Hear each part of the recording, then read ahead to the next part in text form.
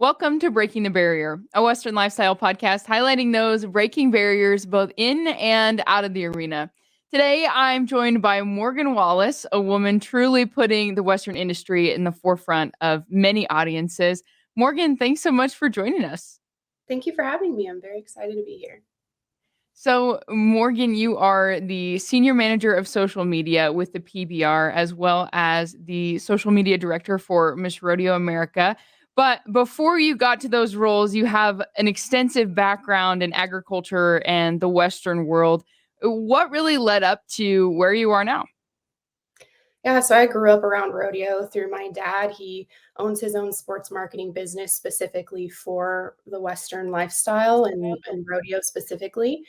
And so I always grew up going to rodeos and really understanding more of the business side of things. He was a consultant for the PRCA for many years. So I got to see the kind of the ins and outs of the PRCA. And it really truly got my interest peaked when I was younger. And I didn't really ride horses when I was young, and so ended up getting into riding horses and then into the rodeo queen industry and took that for about 5 years all the way through Miss Rodeo Wyoming into competing for Miss Rodeo America. Awesome. So, you're a graduate of the University of Wyoming. And as I understand, you're continuing your education now at Tarleton State. Is that right? Yes, that's right. So I'll graduate in 2 weeks. I'm very Oh my excited. gosh. Yeah, it's, the final push here. I have to get some things done in order to graduate, but I'm really excited. I'm getting my master's in business administration, and I got my undergraduate in communication, so it's kind of given me a good, well-rounded scope on business. Absolutely. So you mentioned briefly that you served as Miss Rodeo Wyoming, which is initially how we got connected. So tell a little bit about that experience and how that has impacted the course of your life. Yeah, absolutely. So I started rodeo queening when I was in high school. I held several local titles and then ended up moving to Wyoming for college and realized that I wanted to continue being a rodeo queen, but I already had residency in the state of Wyoming. So I knew that if I wanted to do that, I needed to continue doing it in Wyoming and not in Colorado where I grew up. And so I got a local title there in Laramie, and it was required of you to run for Miss Rodeo Wyoming after you completed that title. And I was really excited to do that because it was always a dream of mine to be a state rodeo queen. And so in 2017, I ran for Miss Rodeo Wyoming at the Wyoming State Fair and ended up winning on my first try. And I was really excited because, that doesn't always happen to girls. And so it kind of was a reflection of how hard I had worked to get there. I would always joke with people, not a day went by where I didn't prepare to be Miss Rodeo Wyoming. And that type of hard work and goal setting and that characteristic really carries me through the rest of my life. I always say that I would not be in the job that I'm in now if I wasn't a rodeo queen. It gave me the opportunity to meet people, create contacts in the industry. And even though I didn't have a really good relationship with the people over at the PBR, Matt West, who is our official in arena announcer, I met him in Vegas right before I was getting ready to apply for this job. And I talked to him a little bit about me being Miss Rodeo Wyoming, just coming off of the Miss Rodeo America pageant, looking for a job. And he said, you should really look at the PBR. And he gave me some really good insight. And so I know that if I wasn't Miss Rodeo Wyoming and I hadn't put myself in those situations, I wouldn't be where I am today. Yeah, that's awesome. You definitely laid the foundation and set yourself up for success in any route that you chose. So that's a really cool story. And I hadn't even graduated from college yet when I had gotten this job at the PBR. And, one of the requirements was the fact that you had to have a college degree. Yeah. And so That's I amazing. kind of went in there, I was like, well, I took 2 years off of school to be Miss Rodeo Wyoming, and, like, let me tell you why that was a good idea. And later on, they told me that what I was able to tell them, the experience that I had had as Miss Rodeo Wyoming kind of helped me get the job, even though I didn't have that degree. So Yeah. it paid off in the long run. Yeah, absolutely. So what was that transition like from being a rodeo queen, obviously doing a lot of promotional things, and that's kind of your role now is, doing kind of the same not the same thing, but a lot of those skills are transferable, obviously. What was that transition like into your role initially, and has that changed at all, what that looks like today? Yeah, so initially I was actually hired to do digital sponsorship, and that was really interesting for me because as a rodeo queen, you have sponsors that you're required to do things for. And so I felt like I had a pretty good understanding of how to bring benefit to a partner, specifically in like that digital spectrum, because I had done that as Miss Rodeo Wyoming throughout my whole year. I had several sponsors that I was required to, bring value to, specifically on social media. So I thought that was something that I would be able to do. And throughout COVID and throughout some changes, I ended up kind of being put into this role of being in charge of the social media for the PBR. And when you think about it, you're programming an entire sports organization, and I didn't have necessarily the background to do so, but I always joke that, like, no one really has the background to do social media. It's always ever changing. And people always ask me, how can I get into social media, or what do I need to know, or what can I study? And realistically, you just have to get in there and do it, because it's always changing. And specifically in an industry that you're in, it's going to be specific to what you're doing. The PBR does things differently than maybe the PRCA does. And so, I had always been invested in the PRCA as a rodeo queen. That's the industry, that's the organization you learn about. I kind of had an outsider's perspective on the PBR. I knew they were there. I knew what they did. I knew that they were like this global phenomenon, taking bull riding to different countries and in front of people that would never see bull riding before, but I didn't really know it intimately. And so that was a hard transition, coming over from the more of the PRCA side to learning a whole new group of guys, really a whole new group of athletes. The way that they do things, the way that they run competition is a little bit different. But I really enjoyed that, and it was fun to kind of parlay my experience with rodeo into the PBR, because I would say 80% of the people that work for the PBR do not come from a rodeo background. So the people that are pretty successful in the PBR come from a sports background. They worked for a professional sports organization and they come over. So there's just a very select group of us that come from really a Western sports background that are able to bring that to the group. Yeah, absolutely. So I mean, you take a look at bull riding and it comes off as a very outwardly Western sport. But at the end of the day, you mentioned in a previous conversation that the primary audience, at least for PBR social media, is not necessarily people in the rodeo and agriculture world. Talk about that, and what other surprising things did you find as you started to examine the audience that you were creating content for? Yeah, so you're right. The way that we program social is not generally for the heart of America. The people that are going to understand the sport already, is generally trying to educate people that are polarized on each of the coasts. So if you look at our data, most of our people come from California or New York. And that's one thing about the PBR that's so special, is they take take bull riding, and the heart of what bull riding is, they kind of take it and turn it into a rock concert, and they put it into places that you would never think to have bull riding. Madison Square Garden, they bucked bulls on the beaches of California. They did it in Times Square. Like, they take these things, we bucked on a aircraft carrier, and like just things that you wouldn't expect is exactly what the PBR is trying to do. And with the deal that we have with CBS Sports, we're able to put bull riding onto national television, and we also are able to bring women's rodeo world championship and Bill Pickett rodeo and all of these other entities that we've kind of formed. And now with our deal with Pluto, it's free, wherever you are, on your phone, on your computer, wherever you are, you can watch bull riding. And so I think they've taken this sport and put it in the homes of more people than ever before. And so when I'm programming content and creating content, it's less like we say insider baseball. The people don't understand, the right or left hand delivery, or what made that a good bull, or why that was a re-ride. They like good wrecks. They like awesome rides. They like personality from guys. Like, that's just kind of the unfortunately the way that it is. And so we try to educate as much as we can, but at the end of the day, it's more about people buying the cowboy hat, coming to the event, and wanting to live the lifestyle more so than understanding the sport itself. Absolutely. So something I think is really interesting in terms of professional rodeo athletes across the board is there's kind of this increased focus on really refining that social media presence. And some are doing better at it than others, just as they figure things out. But as you look at the top guys in the PBR, at least, they all seem to have high quality content and consistent feeds, and I can't help but assume that that is due in large part to the work that you do, in getting them the professional videos to post personally. How does that work?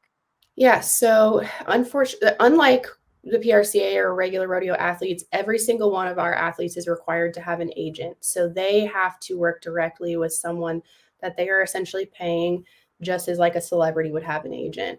And we, on the league side of things, provide them content to post. So all of their ride highlights, every time they show up on CBS, photos, anything that we can really provide for them. If we're creating graphics specifically for them, we send that to them in a program called Socially. So it's gotten to the point where it's the moment they step off the bull and it's tagged with their name, they get a text message with the video. So Oh, it's wow. quick, and it's awesome because for the longest time I was doing that all by hand. I would go through and Oh every my night gosh. send them all That's of their so videos. monotonous. Oh gosh, it was awful. And we have the Unleash the Beast tour, but we also have the Pedal to Whiskey Velocity tour. So you can imagine it's a lot of guys every weekend who need their video or want to see it. They use it for film purposes, so even if they buck off, they want to watch it, but they will post it. And so I see that a lot of the guys who have really good social are the ones who do have a good relationship with their agent and they're actively promoting themselves, Mhm. but also guys that understand that bull riding isn't forever and they need if they're going to create a personality and character for themselves, they need to have good social media. So, more so the past couple of years, I think they've started to see that, like through COVID, if they weren't having a good presence on social, their sponsors were like, well, you're not riding, you're not doing that, Mhm. you don't have any value in you. Ezekiel Mitchell is a perfect example of this. Like he might not have the best season, but you always know who he is, and he's always on social, and he's always getting selected for these unique opportunities. He has his own Mhm. Snapchat series that just won a Webby Award. Like he is a really good example of what a guy should do, knowing that you can't ride a bull for the rest of your life. Like you have to have other options. Yeah. No, that's awesome. So you produce a lot of content. I mean, the PBR Instagram alone has 1.6 million followers. What kind of things do you have to be cognizant of when you are shipping things out and cranking content out for such a wide array and sheer number of people? Yeah, so we crank out 8 to 10 pieces of content platform wide every single day. So that's Facebook, Instagram, Twitter. And we also have a TikTok. We're pretty proud of our TikTok. We kind of took it from ground zero, and now we have 1 million followers on It's what TikTok. all the kids are doing these It's, days. it's we're proud of it. It's not Yeah. really my forte. I'm lucky to have someone on my team that's very good at following the trends and doing that sort of thing. But yeah, it's a lot. I wake up every day. We have a lot of so we have buckets that things fit in. So we have sponsored content that we know that we have to get out because we're providing that value for the sponsors. And then we have our internal initiatives. Like right now, we're getting ready to go into World Finals in less than 2 weeks. So we're still pushing those last minute ticket sales, pushing people to be able to watch the season. Now that the PBR has changed drastically over the course of this last year, we split our season into half. We used to have our world finals in November. Now it's in May, and we'll have half of the season as an individual sport and half the season as a team sport. And so all of these types of things that I have to produce content to educate people about where they can watch this weekend. We're in Billings, what's going to happen in Billings, what happened off of Nampa, where we were last weekend. And so I just kind of wake up and put things in boxes and put things in buckets And more so over the course of the past year, our social media has become more of a marketing tool for us than really like a content tool. And that's just Mhm. more of like an internal decision that our leadership team has made, wanting to use our social to promote our KPIs, right? We want to sell tickets off of social. We want to do these types of things. Whereas in the past, our social had been more so very content based. And Mhm. so I see in the next year or so, we might try to kind of come up with a balance between being this marketing machine and also creating content that is, bringing in a lot of significant value to our consumer, right? You want to get on your social media and you want to consume good content. You want to scroll through, you want to laugh, you want to, you know, cringe at a wreck or that type of Yeah. thing. So, um, that's kind of my daily Yeah. go-to. 8 to 10 pieces of content is a lot to crank out. It is. It do you I mean, you were just saying how streamlined the process is, obviously, if the athletes are getting their videos that quickly. How do you balance scheduling things out, but also doing things timely and quickly as they're happening? That seems like a challenge. Yeah, so all of last year, for a while, I was the only one that was programming social media for the PBR. So that was Oh my word. a You're wide a rock star. we have a wide digital portfolio. We have, the Velocity Tour, the Unleash the Beast, the main channel. We've Yeah. got Ride Pass. We've got all of our new team channels that we just introduced. That's 8 different teams that we have. We have, we help with Women's Rodeo World Championship. All of these things that we have all of our international channels: Brazil, Canada, Australia. Uh, so all of these channels all have Facebook, Twitter, and Instagram pretty much. So you can imagine, I was wanting to pull my hair out a little bit. Since then, we have grown our team, so it's been a lot nicer. But we still, it is a lot to maintain. And for a while, I was able to program and schedule things out about a day in advance. Now, with everything that I've taken on in this new role, more of like a strategic type of planning role, I pretty much I get up that morning and I schedule out the day. And as far as pushing out live content, we have found that when our shows are airing at night on the weekends, live content isn't always going to perform the best. So a lot of times we'll end up holding some of that content over to then be posted during the week. So it just kind of depends on what strategy we're going with in that season. Our strategies change quite often, so that basically changes how I'm able to accomplish my job. Yeah, definitely. Okay, so you obviously have lots to do on that end, but you also manage the socials for Miss Rodeo America. How did that role come to be, and how was your approach different or the same, I guess, on those channels? Yeah, so I contacted the Mystery America organization a little over a year, I guess a year and a half ago. And I made a big pitch to them. I said, I want to come work for you. I have always wanted to work for Miss Radio America in a more of a marketing role. Uh, for those of you that don't know, they have 4 paid employees, and the rest of it is completely volunteer. So I was basically pitching them to create this position and hire me as a marketing person, and specifically within the digital realm. And they came back to me and said, we don't have, we were just going through COVID. They're like, we had a Yep. hard year. We skipped the pageant. We don't think that we can do it right now. Thank you for, coming to us. We'll keep you in mind. And I was kind of devastated because I was like, this is really what I truly want to do. And so I waited a little bit and I said, if this is what you want to do, you should do it and just do it for free. So I came back to them and was like, I will do all of these things that I had pitched to you. This is what I want to do, and I'll do it as a volunteer. So I became a Miss Radio America volunteer and started doing this for them, and started to get a pretty good return on what we were doing. And I think they started to see the value of it. And then they kind of added me on as a paid employee. So it was always, I had to go out and work for it. It wasn't something that was just handed to me. I went and sold myself. I was told no. And then I was like, I'll do it for free. And if that's what I think, like for a lot of people, they're so worried, particularly when you're younger. They think that you should be paid a significant amount of money for what you're able to do. Well, that's not always the case. Some of the best, most experienced people out there did a lot of work for free before their value was recognized. And so that's kind of what I've been able to do with Miss Rodeo America. I take the programming for each one very differently. So Miss Rodeo America has a significant amount of sponsored stuff that they have to get out. That's particularly what the Mhm. page is about, to provide content for the sponsors. And then it's just generally based on each girl. Each girl puts into social what she wants to.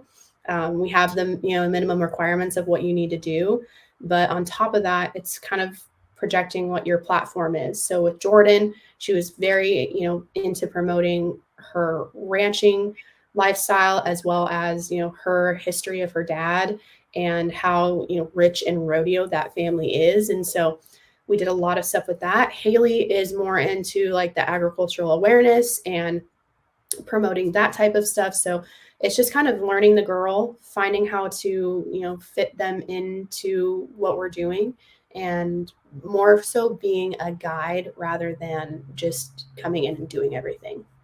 Yeah.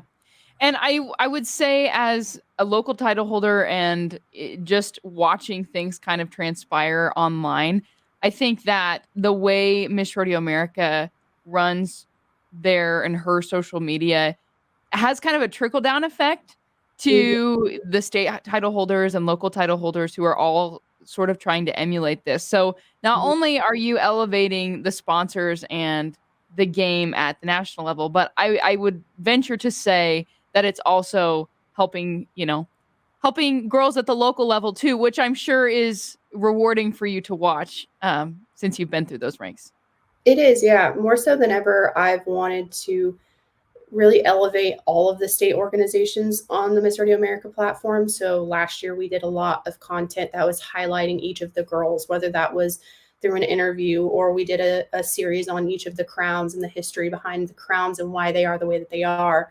And them sharing their platform videos, what was important to them and what they were trying to accomplish throughout their year, and realizing that the Miss Rodeo America social media isn't just about Miss Rodeo America. Of course, she's the forefront, but at the end of the day, it's about promoting the entire rodeo queen industry. So, highlighting the state title holders, highlighting local title holders and what they're doing and the travels. Because at the end of the day, one of those local girls is going to come up and be Miss Rodeo America someday.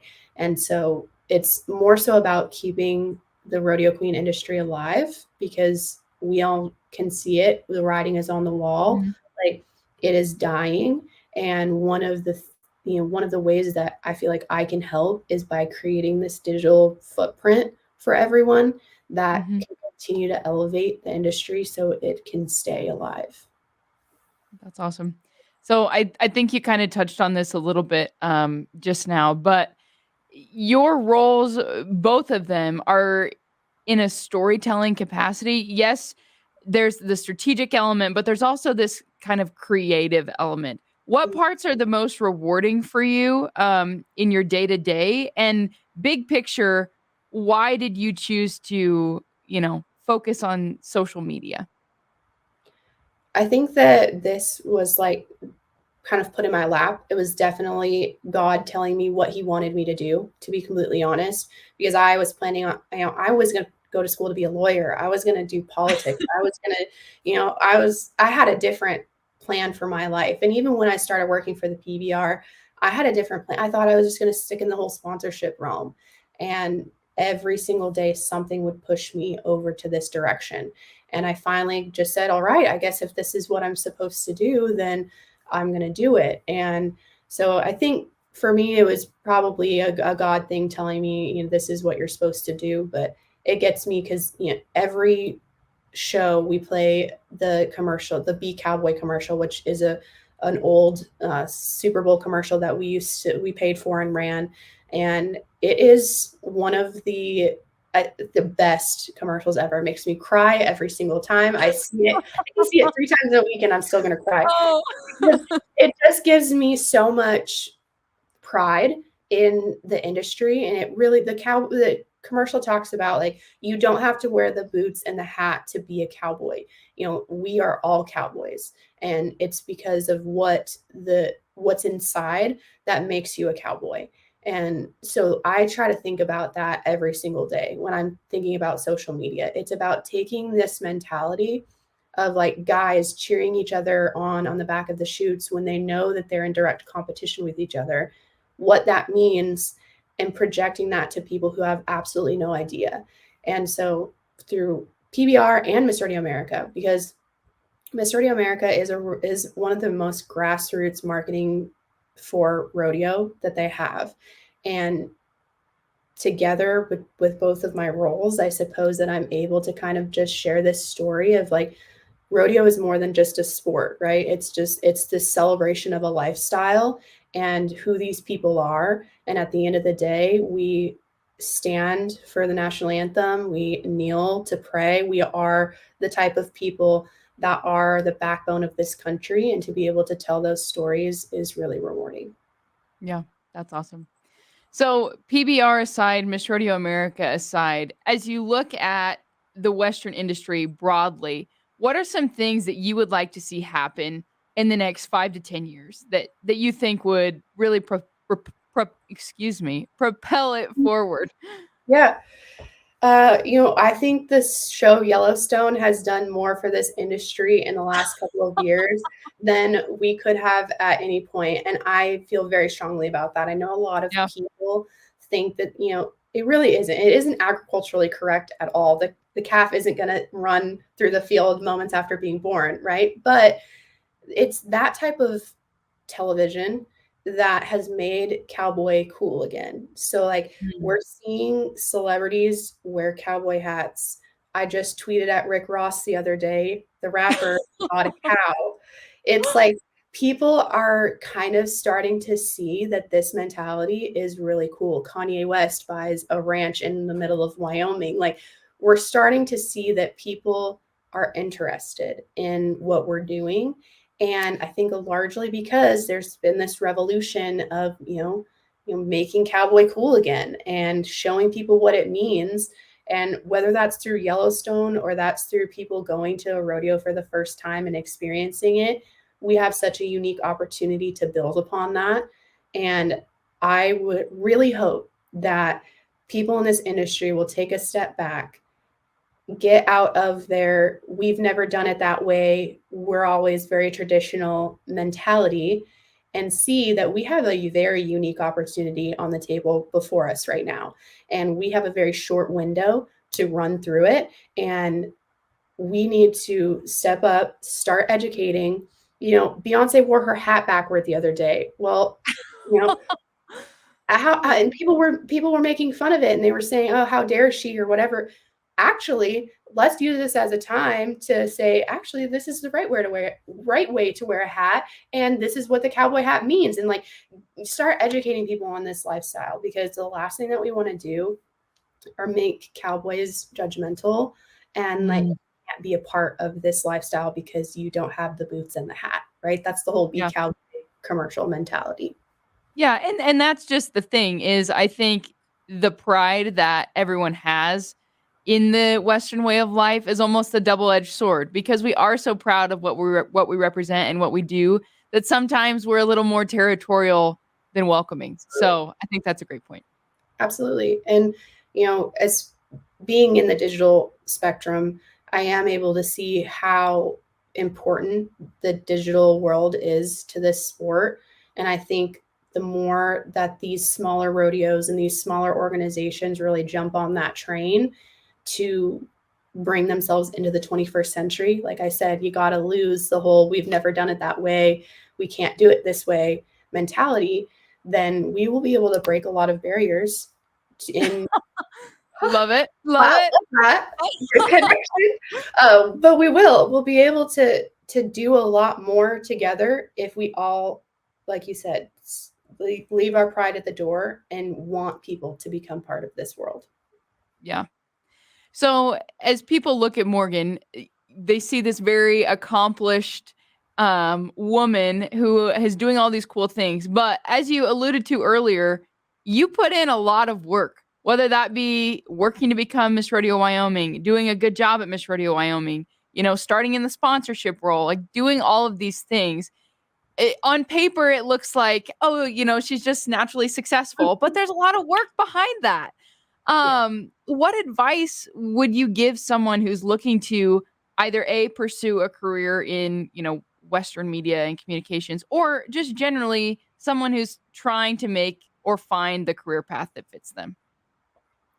I actually get asked this a lot. Like I'll get a lot of young women or even young men that will slide into my DMs and ask me like, "Hey, how do I have your job?" Because it really does look like from the outside in, it looks very glamorous to be able to have this job and what people don't understand is, I work 7 days a week and it doesn't stop, If I'm not working 9 to 5 on my computer at home, I'm either at an event, watching an event, someone's texting me to get something out. And, this for the longest time wasn't my only job. I had 3 jobs along with getting my master's degree. It's incredibly hard to get your foot into this industry if you didn't grow up in, and I don't want to say the right family, but to some level, if you're coming from the outside in, and you didn't grow up with a particular last name to get you your foot through the door, you got to work extra hard. And not only, you know, as a woman, because as a woman, you do have to work particularly extra hard because a lot of times my dad would always tell me I couldn't get my foot through the door because they'd ask me how many times I'd been to the NFR and I hadn't been in the NFR. And obviously, that apparently that didn't make me a good businessman. Well, Mm, that mentality is, and that's what I value about the PBR because they don't. That means nothing to them, right? It's what you're able to do. And so for women, if you're not an accomplished rodeo athlete, they think that you're not able to bring value to the organization. And I'm the first to tell people I'm not a barrel racer and I can't rope a pole standing still. I love horses. I ride horses and I love the uh, industry, but like I'm just not that's not me. And I think that the hard work and the knowing what you want and when people say hard work, I mean really hard work. Like you have to go out there and do it. And like I said, you sometimes have to do it for free or for little to no recognition because it might open up doors for you that you didn't know existed. And that's kind of what I was able to do. And, I know everyone, Kim Kardashian came out the other day and said that people need to work harder. And people got so mad at her for that. But realistically, like, she's not wrong. You know, no, she just made a chaos storm on Twitter. It was hilarious. it was awful. And it's funny because I see all of these viral things because of Yeah. my job. But, fundamentally, what she was saying was right. People aren't willing Maybe to it's in the put in wrong the work. mouthpiece, Yeah, but might still have been the wrong fundamentally sound. person, but she was right. Like people aren't willing to put in the work. They think, oh, if I do the 9 to 5 and I'll get there, right? No, the hardest working, most successful people don't do the 9 to 5. They do the 7 day a week, Yeah. and that's what's hard for us to get people to come work in my position or hire on my team was they realize, oh, it is going to be a lot. I'm going to travel a lot. I'm going to work weekends. And it is, it's a lot, but it's very rewarding. Yeah. And you were told no by Miss Rodeo America. I mean, I'm sure there's been other I don't say Yeah, that in a that came no, out no, not you're right. the way that I intended it to, but I mean, it's not like that everything was just fed to you. How do you deal with no? How do you come back from a no? I think for girls who have gone through the Miss Radio America pageant, and I'm not going to lie to you, I had every intention of going in there and winning. Like that was, I wasn't into the mentality of like, oh, I'll just go and do my best. No, I wanted to win. And like, I, anyone who knew me knew that I was dead set on winning. And I didn't. And like that to me, it was very hard to get over. And I attribute it to like a football player who has played football his entire life. and he goes to the high school state game. It's his last time to play football because he's not going to go play in college, and they lose. And you're like, no, I just spent my entire life learning how to play football. We Yeah. got to the biggest stage, and I just lost. And Yeah, it's that's not like how there's you a second feel. go around. It's not like you No, can come back you next don't get a season. redo. You play it, you replay it over in your mind a million times of like, oh my God, I wish when they asked me this question, I wouldn't have said banana or whatever, something stupid that came out of your mouth. Yeah. You replay it over and over. But to me, that experience taught me failure. And up until that point in my life, I had been very successful at the things that I had done. I was a competitive target rifle shooter all through high school and in 4-H, and I was fairly successful at it.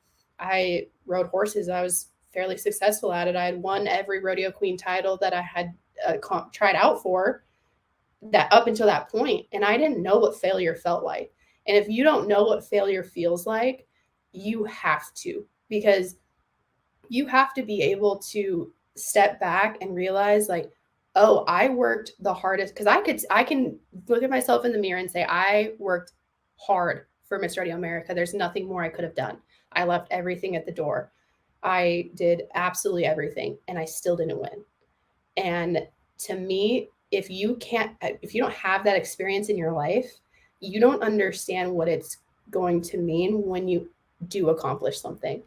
So when I walked into Miss Radio America and said, "Hey, hire me. This is what I want to do," and they said, "No, we don't think so," I was disappointed, but it just made me realize, like, unlike running for Miss Radio America, I've got more chances. So let me prove to you what I can do. And that's everyone. Unless you're running for Miss Radio America, it's like a dead end cult. You have There's more like this very niche group of like, take this advice, don't take this advice. Well, and to me, a no is a no, but it's also a not yet, because the door isn't slammed shut in your face, right? Like, okay, you pitched something, they said no. How do you pitch it better, right? Like, how do you come back and say, well, I can do the X, Y, and Z. And in my case, it was I can do X, Y, and Z for free. And maybe if you see value, then we can talk about it down the road. But I think so many people are worried about failure. And like, I can tell you so many times in my life where I've had failure, but none was more traumatic than that one. Oh my goodness.